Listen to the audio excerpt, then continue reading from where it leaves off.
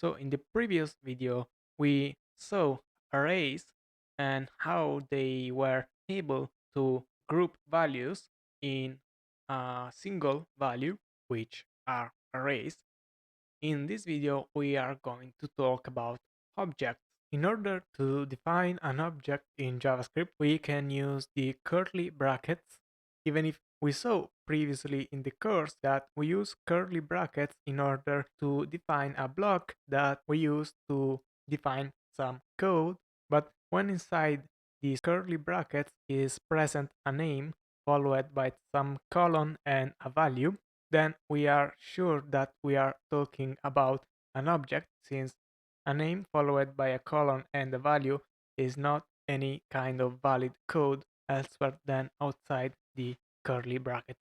Now, we already see that objects are able to store values, and we can label these values by some name, and this kind of object usually in other programming languages will be kind of equivalent to maps, where by providing a string, the map will return a value. And here in JavaScript, we can provide a name as if this was in fact a variable.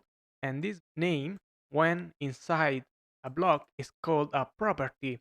So in this case, I called this property 1 and holds a number, but a property as a variable can hold also strings, arrays, which of course are also values. And since objects are also values, since as we see here, we are assigning this object to a constant variable, so we know that this is a value, since as we said in the previous videos, variables are able to hold values. So an object must be some kind of value. And since an object can hold values, then an object can hold also other objects. And we also saw how functions can be assigned to a variable.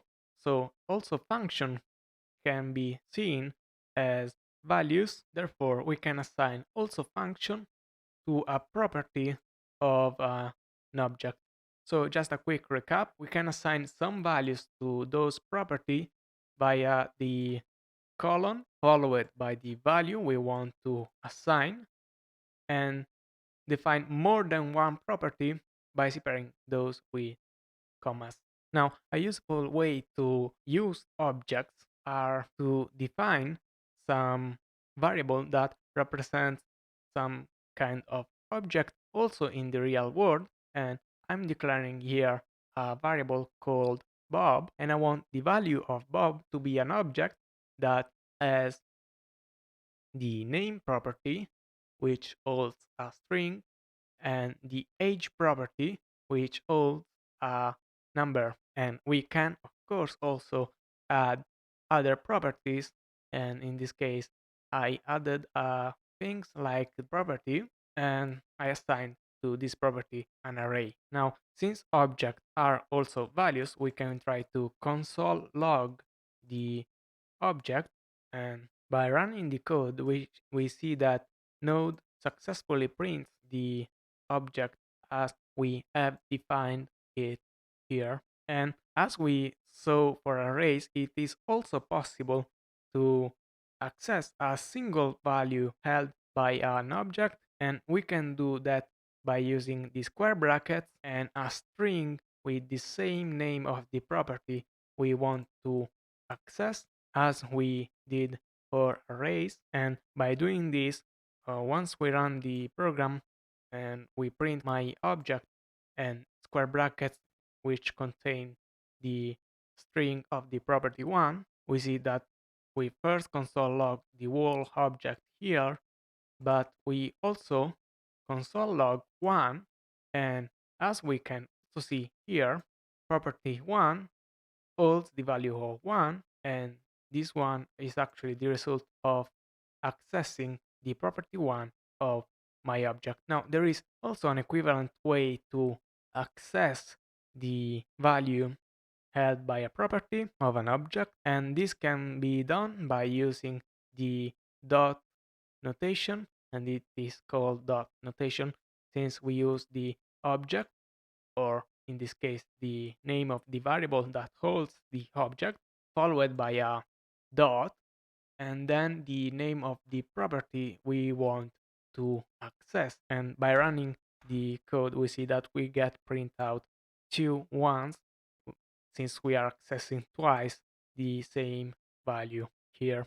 Now, of course, since it is possible to store also functions, we can access those functions as well via the dot notation and use them as we use a simple function that we would declare with the arrow notation. And notice how also here I'm just declaring a variable, in this case a constant variable, and assigning to that variable a function that doesn't really have a name, but by using the name of that variable, I can put some parentheses after the name and still calling the function. Same happens with objects, and I can access a property of an object which is very similar to a variable. And if that property has the value of a function, then we can simply put some parentheses and eventually some parameter if the function does require any parameters. But in any case, it is still possible to use it as if it was a normal function. So in this video, we saw a new kind of value, which are objects, and we saw how we can store other values inside an object, and we also saw how to access those values by the dot notation or the square bracket, and we saw also the similarity between variables and properties since both are able to hold values, and functions since also functions are treated as values. So if you learned something from this video, consider to subscribe to the channel and also to like the video. In any case, thank you for your time, and I will see you in another video. Bye bye.